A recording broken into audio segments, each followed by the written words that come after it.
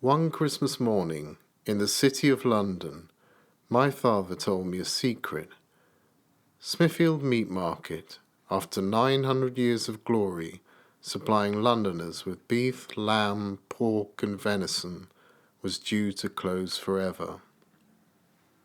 Located near to Farringdon Underground Station and the Barbican, in the central business district of the capital, Smithfield Market began in medieval times as 30 muddy acres of noisy animals who had plodded in droves from all four corners of England.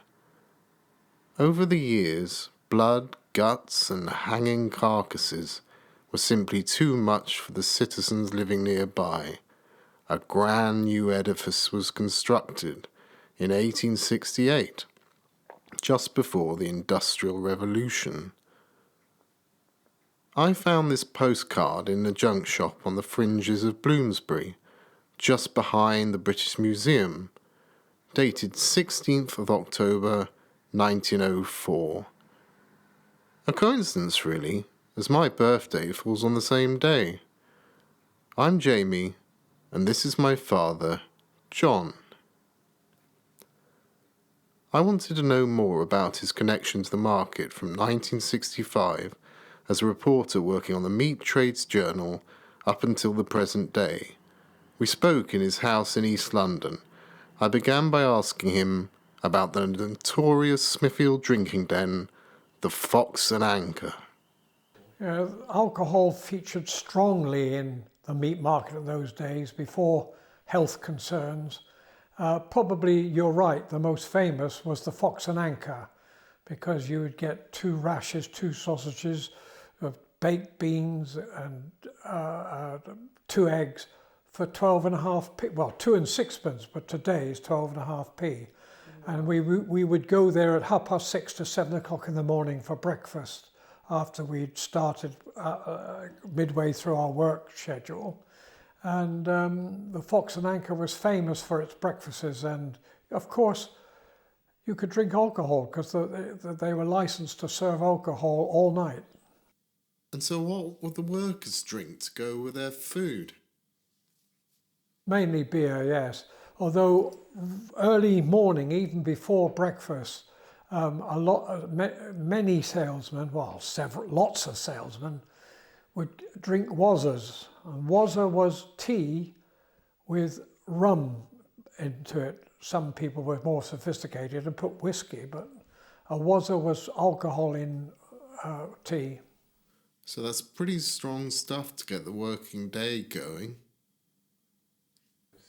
Well, people believe that alcohol was probably a bit difficult for your body, but because people work so hard, particularly the physical work of lifting, pushing, cutting, carrying, it dissipated the alcohol. So, arriving from Devon in September 1965 to begin work as a meat salesman, my father described the market building as a cathedral of history. People still dressed in pinstripe suits and bowler hats. Seemingly nothing had changed since the Second World War. In 1968, John became a journalist for the Meat Trades Journal and got married. If you're talking about my stag night, I was sensible, unlike Mick Gregory, who had his stag night the day before his wedding, and he got so drunk he ended up at Southampton when he was supposed to be at Guildford. And the next morning on his wedding, he had to get a taxi from Southampton to Guildford. I was more careful. I had my stag night a week before my wedding. But after an initial burst at the Blue Post, it was decided by Johnny Rowe, who was a New Zealander, we would go to the King William IV pub, which is near Harrods.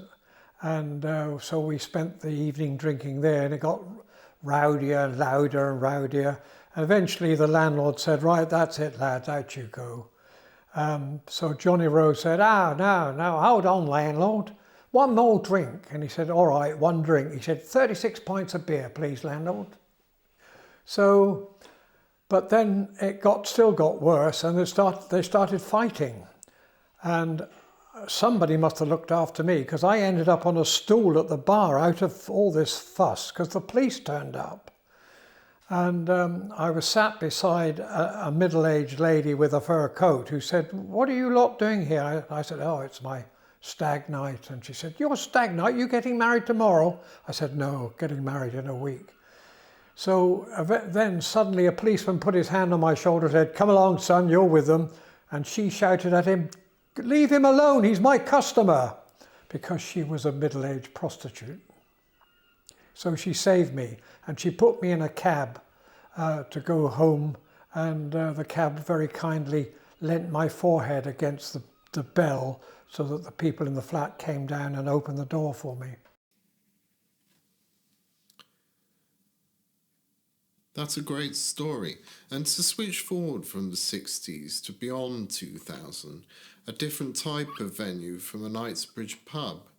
You got to know the manager of Fabric nightclub, which is located opposite the market building, I believe. Yes, Fabric is situated in the old fridges. I don't know what they call them, but they were the cold store for the condemned meat.